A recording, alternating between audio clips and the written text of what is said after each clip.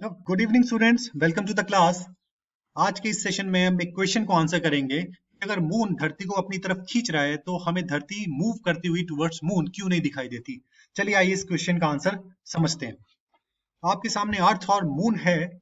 इनके अब ये हमें पता है जो मून है वो अर्थ के गोल गोल चक्कर लगा रहा है। उनके बीच में उनके सेंट्रो मासेस जो है उनके बीच में जो दूरी है वो है 3,84,400 किलोमीटर्स। और जबकि जो मास है वो अर्थ का दैट इज 6 × 10⁴ और मून का मास है 7.36 × 10⁻²2 यूनिवर्सल ग्रेविटेशन कांस्टेंट है 6.67 × 10⁻11 न्यूटन मीटर स्क्वायर पर केजी स्क्वायर। ये जो सारी वैल्यूज हैं हम इनके बीच में जो म्यूचुअल फोर्स ऑफ अट्रैक्शन है, जो ग्रेविटेशन फोर्स है, उसको फाइंड करेंगे। सारी वैल्यूज हम F = capital G mass of earth into mass of moon divided by distance square. इनके सेंटर मासेस के बीच में जो डिस्टेंस है उसमें वैल्यूज पुट कर देंगे तो जो इनके बीच में फोर्स ऑफ अट्रैक्शन है, मून और अर्थ के बीच में जो फोर्स ऑफ अट्रैक्शन है, वो सारी वैल्यूज पुट करने के बाद आती है 2 × 10⁻20 न्यूटन। यानी कि इस फोर्स से अर्थ मून को खींच रही है और इसी फोर्स से मून भी अर्थ को अपनी तरफ खींच रहा है।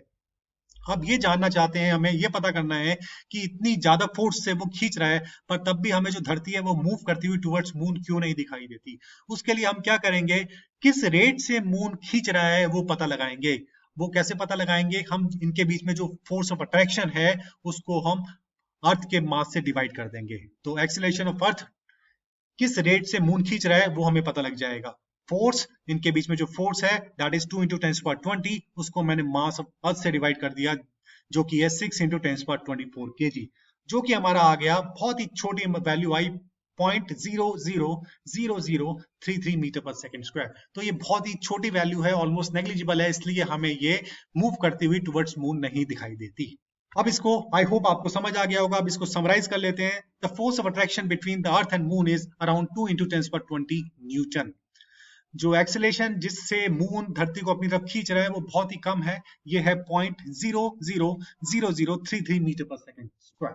ये बहुत छोटा है to make any changes in the earth position, इसलिए हमें जो धरती है मून की तरफ जाती हुई नहीं दिखाई देती। आई होप आपको ये समझ आ गया होगा स्टूडेंट्स। एक छोटा सा क्वेश्चन था, उसको हमने आंसर कर दिया है। अब आपके सामने एक छोटी सी क्विज है, इस क्वेश्चन का आप आंसर करिए। अभी हमने निकाला कि मून किस रेट से धरती को अपनी तरफ खींच रहा है। अब आपको क्या करना है, आपको उल्टा निकालना है। आपको पता लगाना है कि अर्थ मून को किस रेट से अपनी तरफ खींच रही है। आपके सामने डाटा दिया हुआ है, mass of earth, mass of moon, इनके सेंट्रो मासेस जो है उनके बीच में डिस्टेंस दिया हुआ है और वैल्यू ऑफ जी दी हुई है।